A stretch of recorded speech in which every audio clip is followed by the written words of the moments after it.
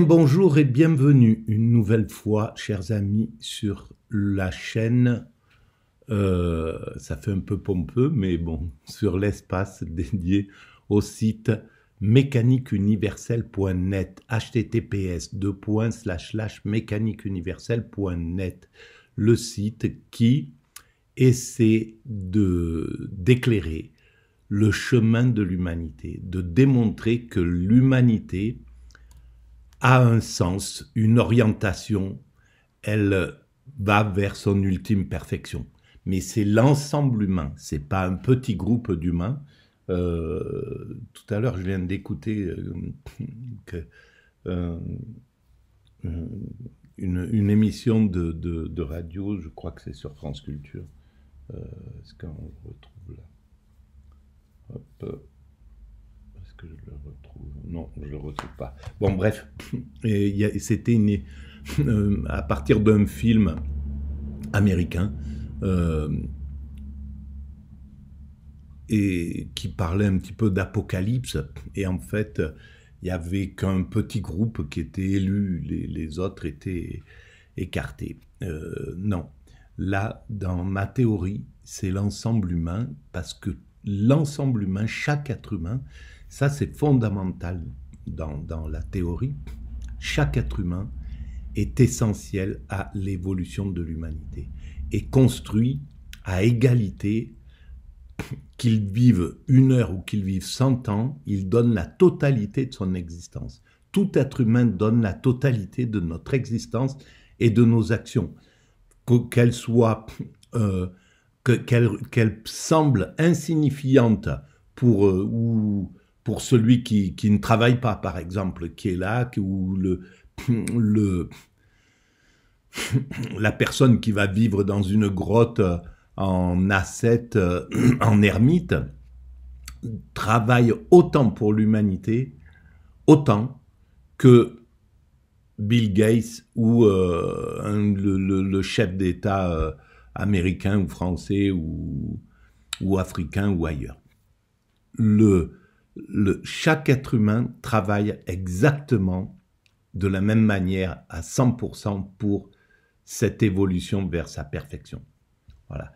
Et on ne peut pas imaginer, sur la mécanique universelle, je démontre qu'il n'y a pas que l'orgueil qu'on va mettre à celui qui va dire il y a ceux qui sont rien et puis moi qui suis tout, par exemple, moi qui fais partie de ceux qui sont tout, ceux qui font un travail inouï, etc., qui se gargarisent de ça, qui nourrissent leur narcissisme, tout simplement. C'est des narcissiques qui sont... Le narcissisme, c'est comme un tonneau vide avec un trou au fond, et donc il faut qu'il soit rempli en permanence par son égocentrisme, en se disant « oui, je suis le meilleur, je suis le meilleur, je suis le meilleur », et il faut qu'il entende ça. Donc il va se mettre en position dominante, en haut de la montagne, pour être rempli, en fait, parce qu'il est vide, parce qu'il est creux, en réalité.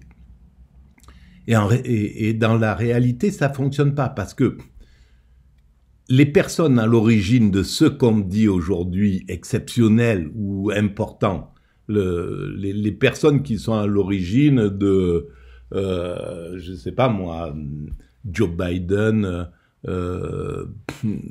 Elon Musk, Bill Gates, je sais pas, n'importe, admettons, voilà, on prend ces gens-là.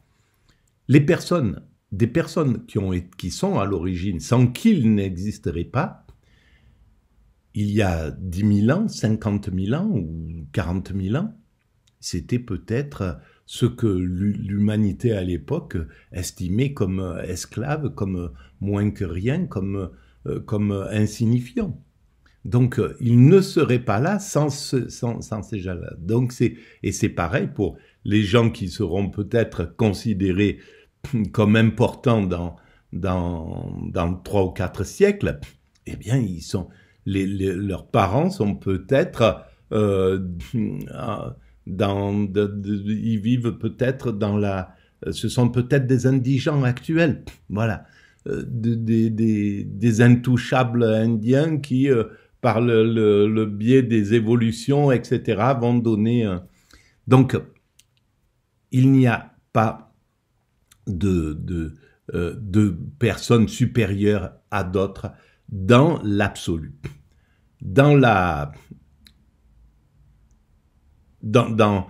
Pour l'évolution de l'humanité, on doit croire qu'il y a, on doit jouer le jeu.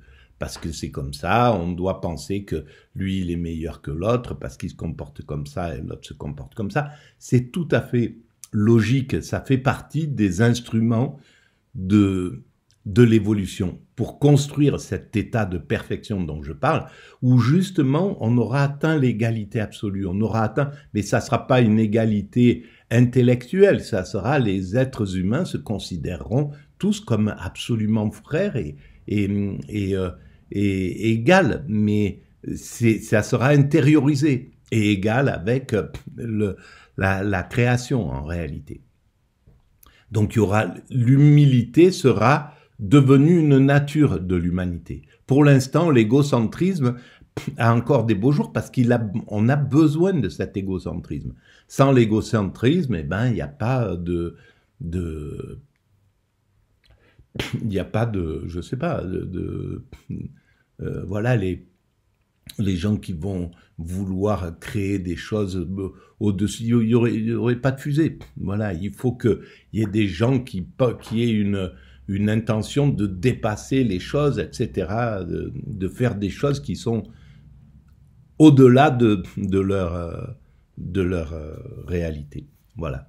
Et les grands empires se sont construits comme ça, l'empire perse, l'empire romain, l'empire, Alexandre le Grand, les Égyptiens, voilà, c'est l'empire du Mali, l'empire, c'est les Mongols, c'est cette énergie comme ça qui est là. Mais c'est une illusion qui est nécessaire, c'est une illusion nécessaire pour évoluer dans l'humanité. Alors, la perfection vers laquelle nous allons, c'est l'extase. C'est la sérénité absolue, c'est le bonheur absolu. Donc c'est l'inverse du narcissisme. Le narcissisme est voué à disparition. Il se met en exergue, par exemple, parce que le religieux, le spirituel l'a condamné, s'est opposé au narcissisme pendant des millénaires, depuis la naissance des grandes religions, peut-être même avant. Le narcissisme était quelque chose sur lequel il fallait s'opposer.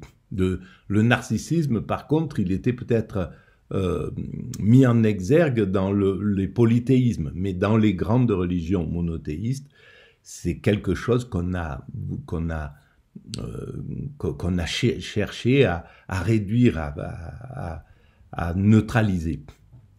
Et là, depuis quelque temps, depuis quelques décennies, il se remet en exergue parce que on arrive vers la mondialisation, vers l'unification. Et dans cette unification, ben, c'est eux qui sont les moteurs de cette unification. Pour l'instant. Mais c'est quelque chose on voit bien à quel point c'est ravageur, à quel point ça amène de la violence. Plus il y a de narcissisme, plus il y a de violence dans une humanité. Donc, ils sont en exergue et on les rabote. On rabote ça, on voit bien, ils vont se faire raboter en fait parce qu'ils sont attaqués de toutes parts et donc ça va dévaluer leur pouvoir, même si ils sont encore là, il n'y a pas de problème, c'est encore là le narcissisme. Mais c'est pas la finalité. La finalité, c'est l'humilité, c'est la paix, la sérénité et l'extase. L'extase, elle peut venir que le narcissisme, c'est l'opposé de l'extase. On peut pas aller dans l'extase, on peut pas vivre l'expérience extatique, l'éveil, le nirvana, peu importe comment on appelle la sagesse, peu importe comment on appelle cet état, avec une surcharge narcissique. C'est pas possible. Donc c'est l'extase qui est la finalité, en somme, de cette évolution vers cet état d'ultime perfection vers lequel va l'humanité. Voilà ma théorie. Alors, pour démontrer cette théorie, je m'appuie, et puis ça, ça égaye un peu cette vision qui est un peu rébarbative. Je redis toujours cette chose-là, mais en fait, c'est parce que c'est la base de ma réflexion. C'est ce dont je voudrais faire que l'humanité ait conscience qu'elle peut commencer à se poser la question de où nous allons, en fait. Nous avons répondu, nous avons cherché d'où nous venons, qui sommes-nous, et la troisième grande question, c'est où nous allons. Eh bien, c'est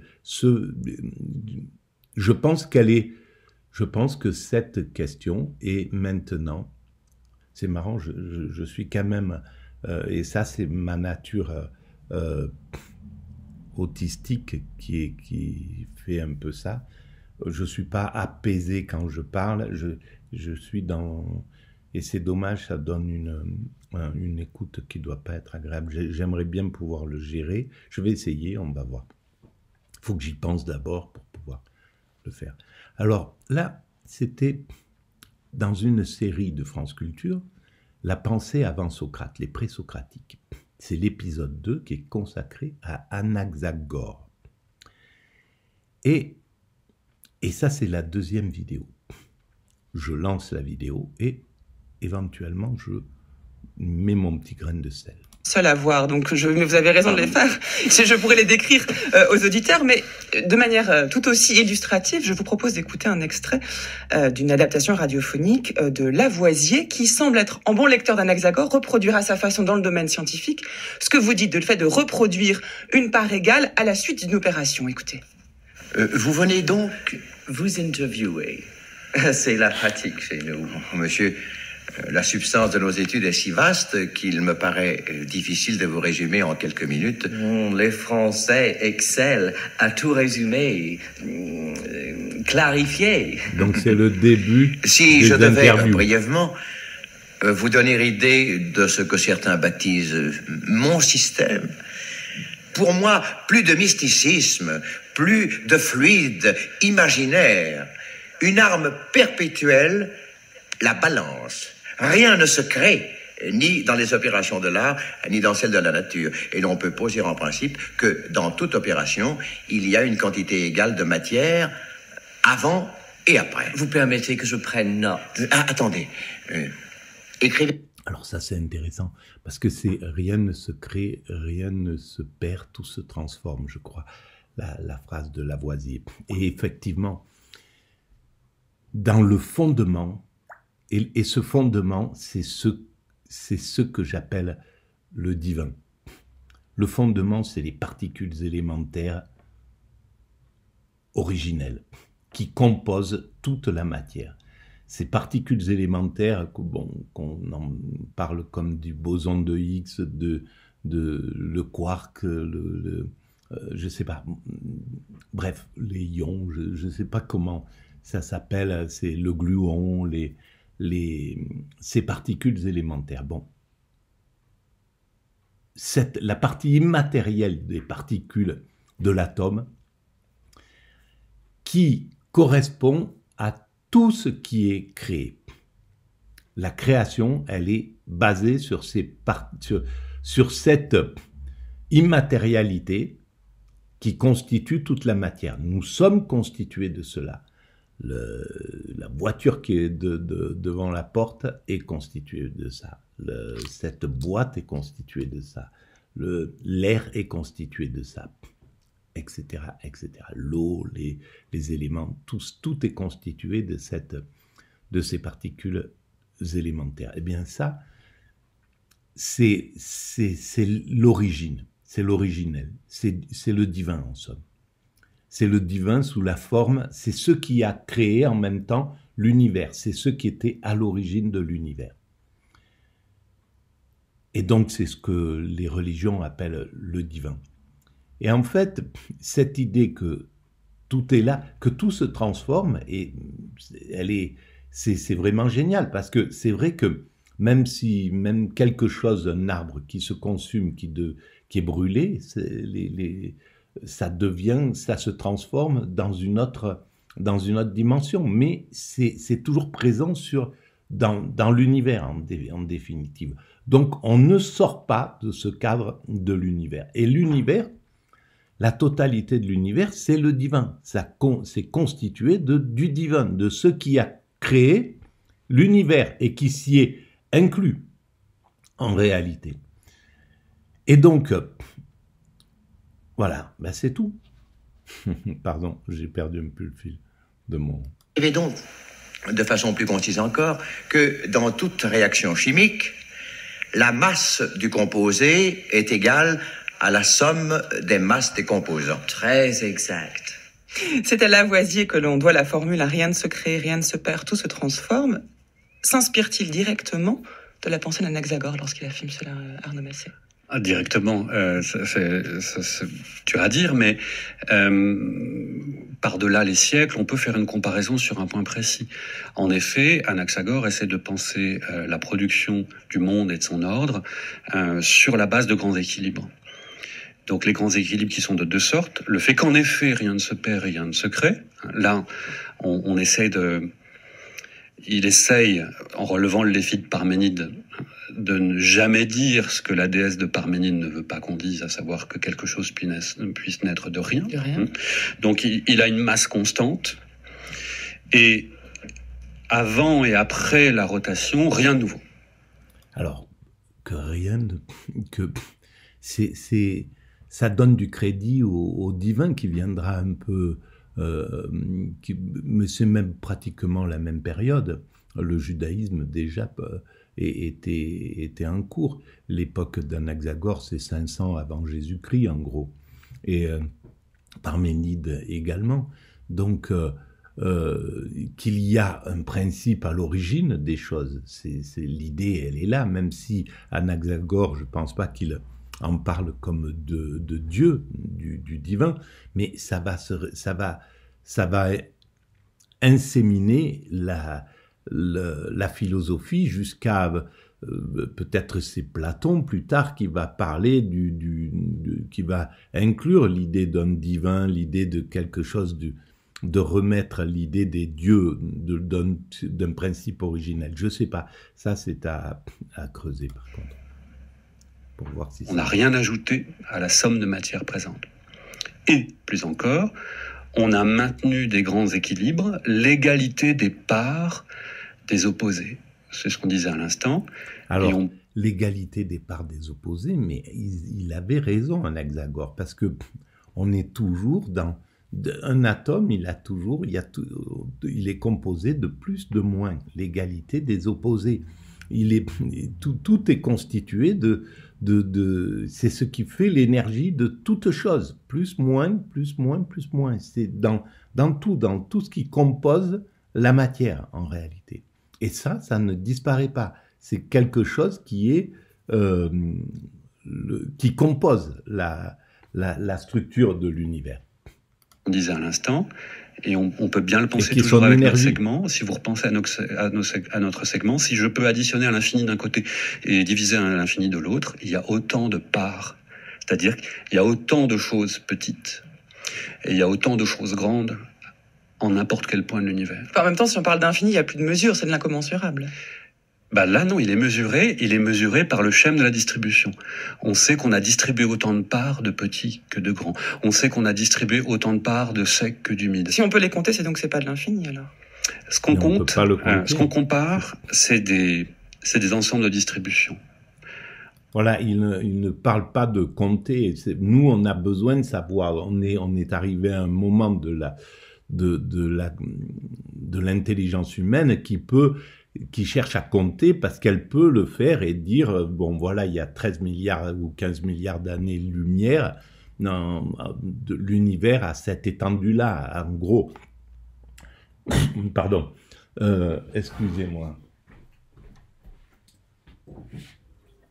L'univers à cette voilà, on a besoin de compter. À l'époque d'Anaxagore, c'était pas possible. C'était d'abord, c'était même pas concevable. Et donc, ce qui était conçu, c'est que ça peut être compté. C'est ça, c'est que s'il y a le nombre de parts, on peut pas dire combien, mais on sait que c'est séparé comme ça, que ça va jusqu'à l'infiniment grand et jusqu'à l'infiniment petit, c'est toujours séparé par ces choses. Donc, il pose la structure du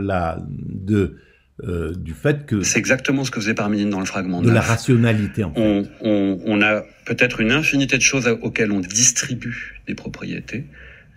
Tout ce qu'on sait, c'est que celui qui a distribué a réparti autant de parts de chaque chose à chaque chose. Et c'est pour ça qu'il y a de tout en tout.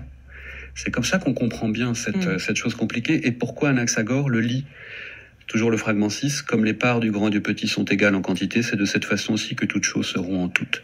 Il faut que vous imaginiez que comme chaque chose a reçu une part de chaque propriété se trouve en chaque chose, mélangée à toutes les autres. Et celui qui a distribué ses parts, c'est le nous. C'est le principe de l'atome. Il conçoit déjà l'idée que que tout est constitué de la même chose, le grand comme le petit. Donc il conçoit. Alors l'atome, c'est une forme. Ça, on est allé plus loin que l'atome maintenant. Les physiciens sont au niveau, justement, du boson, de ces particules élémentaires immatérielles. On en est à ce niveau-là, mais c'est pareil. Ces particules immatérielles composent toutes les choses de l'univers. Et le nous, donc, c'est nous, l'intelligence. Alors, quel est-il? Il y a une distribution, il y a une présence initiale de toutes les propriétés en tout point de l'univers. Lui, le nous, il fait une répartition à cause de la rotation. C'est-à-dire que, en initiant une rotation en un point du mélange universel, il crée un mouvement dont on pourrait dire qu'il polarise les qualités selon un mouvement centrifuge et centripète, de telle sorte que les choses lourdes, humides, sombres sont amenées à se rassembler vers le centre, alors que les choses à prédominance légère, enflammée, se déplacent vers la périphérie. Alors, donc, c'est caractéristique, à mon sens, mais peut-être je me trompe là, mais c'est caractéristique de la philosophie, de la philosophie actuelle qui a du mal avec l'idée de Dieu. Elle peut pas véritablement parler. À mon sens, le nous, c'est déjà l'idée du divin. C'est le principe, c'est l'idée. Alors, est-ce qu'Anaxagore en parle? Est-ce qu'Anaxagore croit qu'il y a des dieux à l'époque ou qu'il y a un principe créateur? Mais en tout cas, c'est le fondement de ça. Alors peut-être que il voulait rester du côté justement d'une explication rationnelle et il l'a appelé le nous. Mais en tout cas, ça correspond à ce qu'on appelle le divin. Donc, c'est le mouvement de révolution, de rotation, qui commence à polariser les propriétés qui sont déjà dans le mélange. Et à moins que ça soit la règle, l'ordre, le mécanisme, et que c'est juste c'est ce qui fait que les choses tiennent ensemble, qui fait que l'univers que toute la structure tient. Alors, est-ce que c'est le principe matériel de l'univers? La question est là. Et qu'on ne pourra jamais séparer tout à fait, parce que à partir du moment où votre nous se met à polariser les choses de telle sorte que, vous allez avoir à ce moment-là la genèse des astres, la Terre au milieu, qui est produite par l'agrégation des choses les plus froides et les plus humides, et puis l'air enflammé aux confins de ce qui a été mis en ordre. Donc l'univers dans lequel on se trouve, le monde dans lequel nous nous trouvons à un moment donné, est polarisé, lui. Et donc, l'ensemble des choses qui, dans le mélange initial, portaient toutes les propriétés, selon les prédominances qu'elles portent, se sont mises à se déplacer pour s'organiser, soit vers la périphérie, soit vers le centre, selon la prédominance de leur qualité lourde ou légère, sombre ou enflammée. Mais pourquoi a-t-on besoin d'assigner une intelligence à ce moteur premier qui distribue finalement, qui ne fait que redistribuer et mettre en ordre ce qui existe déjà? Parce que le nous, alors on garde le terme grec, mais il les qualifie d'intelligence. Oui, mais alors, il y a une longue histoire de la signification du terme, qui nous ramènerait d'ailleurs sur le champ de bataille homérique. Je pense que on parle de, c'est pas pour rien que certains Américains là parlent pour dire qu'il y a un principe intelligent, qu'il y a, pour parler du divin en somme, que c'est une intelligence qui est là. Mais là, c'est l'intelligence sous la forme créatrice. C'est le principe créateur, c'est la force créatrice qui est là, qu'on appellerait une intelligence. Mais ça correspond pas à l'intelligence telle qu'on la conçoit, qui peut concevoir, qui est dans une chose comme ça. C'est au-delà de ça, c'est au-dessus de ça. C'est l'intelligence divine, c'est le principe divin qui est l'intelligence, en fait, créatrice. Pour moi, comme ça, je le pense. Je conduirais plutôt, oui. On n'y est pas encore allé. Non, mais dans le temps, qui nous y ramènerait, comme un modèle dont les mots sont encore même dans le texte d'Anaxagore. Le nous, c'est une faculté qu'on trouve, par exemple, chez le chef homérique qui range ses troupes en vue de la bataille et qui sait à tout moment où chacun se trouve sur le champ de bataille. Et le reconnaît, et le repère. Et ça fait partie des choses qu'avec Anne Lorterme, on a regardé de près, la façon dont le vocabulaire d'Anaxagore peut être mieux compris si on considère qu'il a transposé un certain nombre des termes qu'Homère utilisait pour qualifier la façon dont les chefs homériques, ces rangeurs d'hommes, cosmetere laon, ça veut dire qu'ils font du cosmos sur le champ de bataille, eh bien, les mots qui servent à dire la façon dont ils trient, dont ils rangent et dont ils perçoivent, et c'est là le nous. On peut le traduire par une faculté de perception. C'est le moment où Ménélas, cherchant absolument Ajax à son secours, alors voilà, pour moi, à son secours, balaye du regard tous les rangs de la bataille, et il le voit. Et quand dans le texte on a écouté, on dit que le nous connaissait toutes choses, c'est ekno, c'est gignosko. En ce sens, on pourrait même traduire par il les repéra toutes. Mais voilà, il le voit. Mais c'est la vision matérialiste des penseurs, pour moi, qui correspondent au XXe siècle, au début du XXIe siècle. C'est une pensée où le philosophe ne peut pas écarte l'idée du divin des choses. Et pour moi,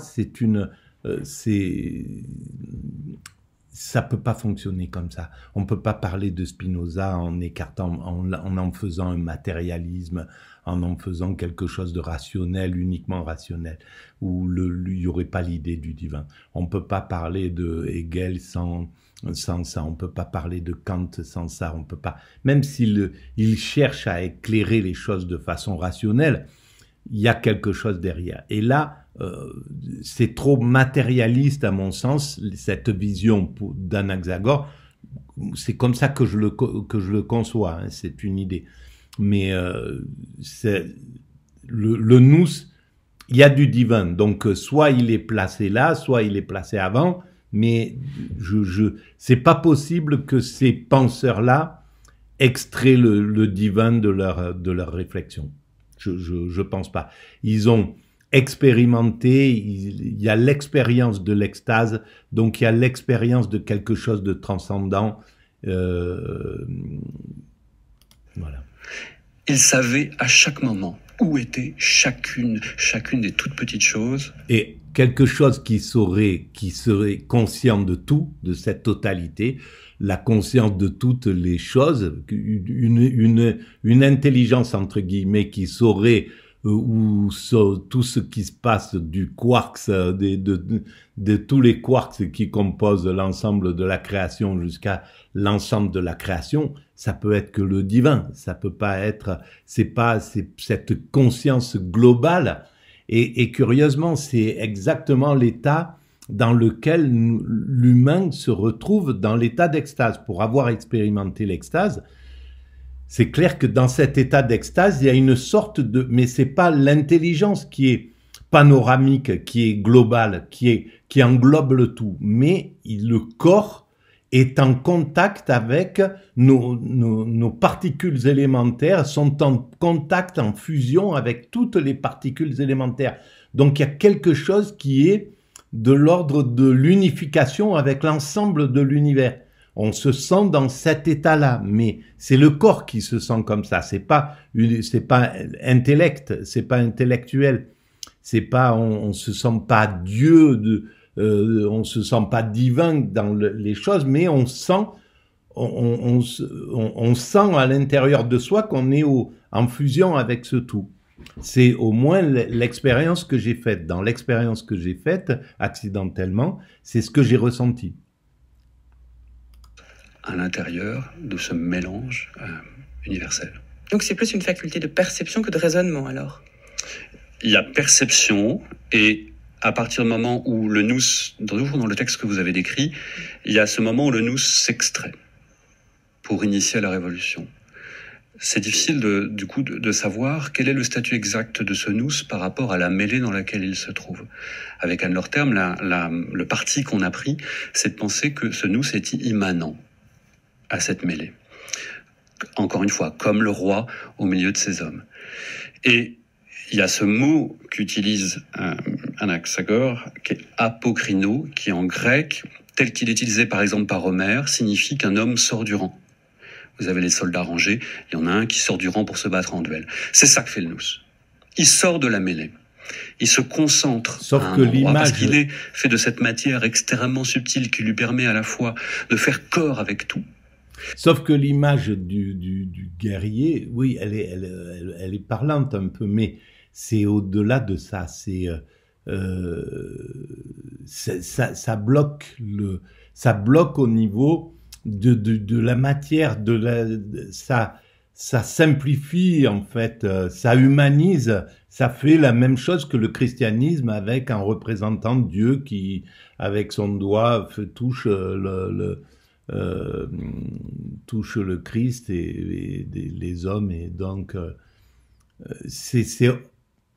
ça nous donne une vision qui est de l'immatériel qui à mon sens avec tout.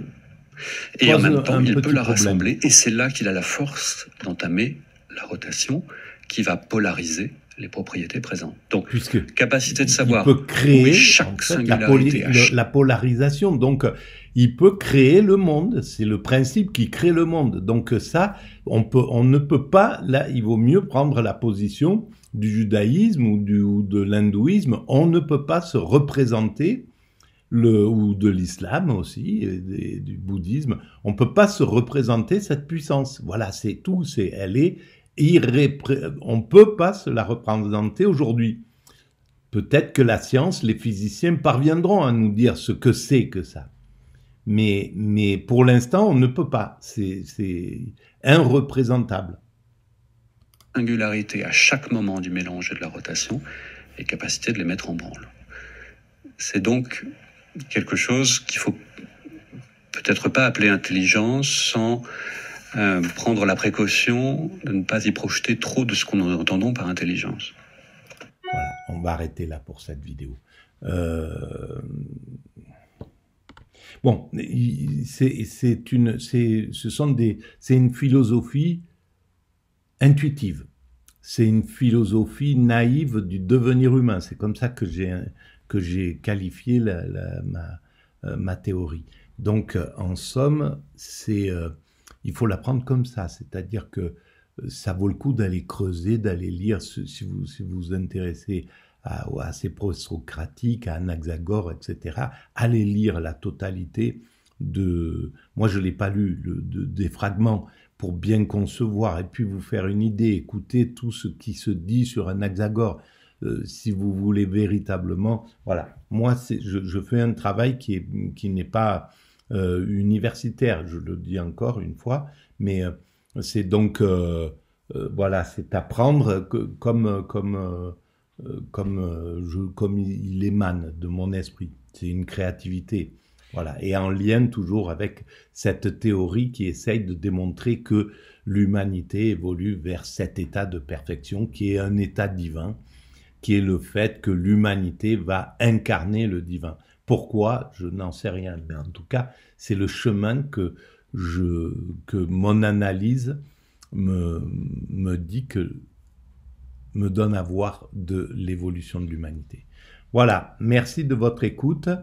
N'oubliez pas de mettre des pouces, de vous abonner, c'est gratuit si vous pensez qu'il y a un peu d'intérêt à ça, à ce travail, d'envoyer le lien à vos amis, d'établir des liens avec vos espaces, avec vos sites, avec d'autres sites. Éventuellement, si vous avez envie de participer à l'émergence un peu de cette théorie, et si vous connaissez, si vous avez des compétences techniques, ben vous êtes les bienvenus, vous me contactez, et puis voilà, pour faire évoluer le site mécaniqueuniverselle.net par exemple, ça fait des années que je cherche à le faire évoluer, et je ne sais pas comment faire pour le mettre, pour augmenter sa visibilité. Il a perdu beaucoup de visibilité, j'y travaille plus trop d'ailleurs, c'est un peu ça aussi. Voilà. Et puis allez visiter donc le site mécaniqueuniverselle.net.